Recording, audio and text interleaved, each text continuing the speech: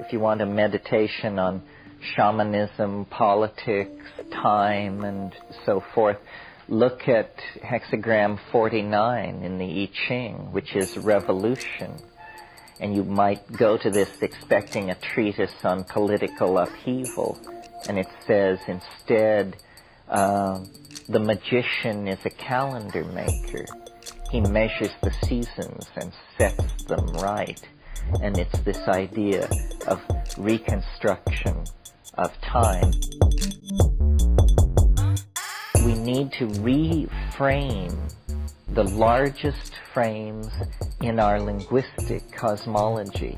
Means reformation of the calendar, reformation of language, that we cannot evolve any faster than the languages that we are imprisoned within. We are linguistic creatures somehow. And so we need strategies, catalysts, enzymes, whatever it is, practices that force the evolution of language along conscious lines. If we don't do this, the old styles of thinking, the old concepts are just going to pull us down.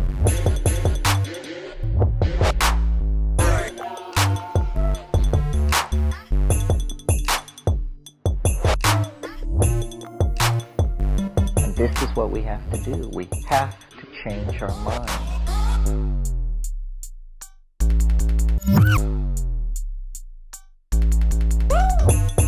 You know, the fundamentalists are in anticipation of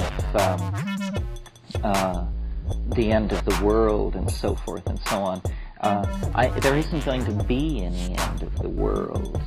There's no easy way out like that. Even, and you're hearing this from the prophet of 2012, all of these fantasies, all of these infantile fantasies will be acted out. So, you know, if you want your mini apocalypse, you know, you can have it, and we can bomb Baghdad and gas Tel Aviv and fire the oil sands and kill millions of people on both sides. And you know what?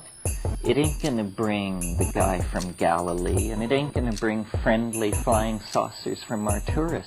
All it's just gonna bring is a deeper, bigger mess for the human race to try and clean up. Anybody who thinks that, you know, you're gonna save the world by setting it on fire is going to be sadly, it's a rare moment for the collectivity to try to anchor itself in larger visions. You know, the reason human society is haunted by messiahs and tin horn visionaries preaching on every corner and people waving little books of different colors is because there is no full development of the individual. There's this kind of arrested, prolonged adolescence. There's no time to be reasonable. Party on, dude. And it's created through institutions.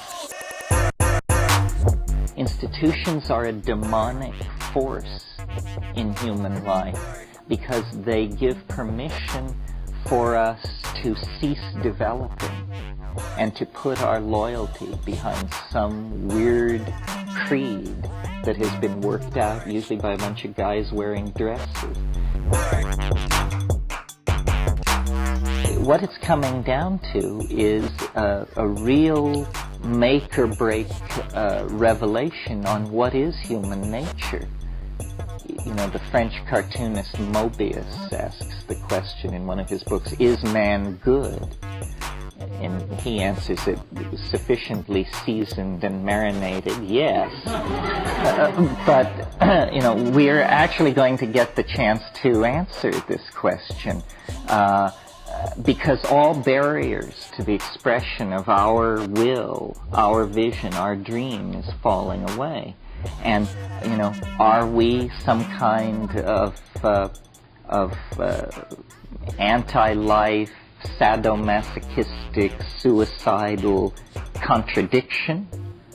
Or, you know, can we break through the millions of years of primate programming and alpha male hierarchical dominance and so forth, to actually uncover the angelic force that we glimpse within ourselves, that we glimpse with high definition. I mean, it's really there. If there is a demon in human nature, there is surely equally an angel of equal power.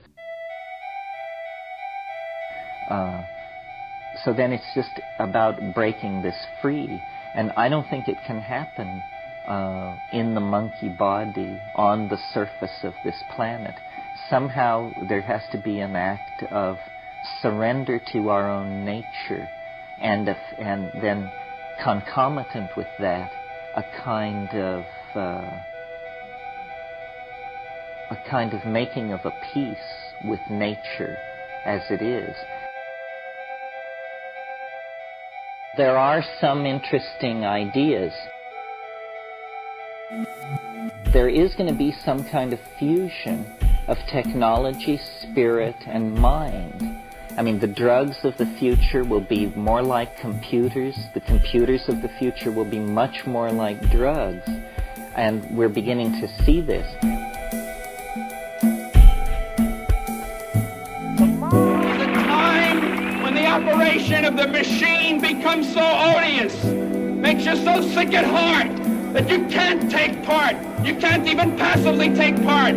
And you've got to put your bodies upon the gears and upon the wheels, upon the levers, upon all the apparatus, and you've got to make it stop. And you've got to indicate to the people who run it, to the people who own it, that unless you're free, the machine will be prevented from working at all. Can you count, suckers? I say the future is ours. If you can count.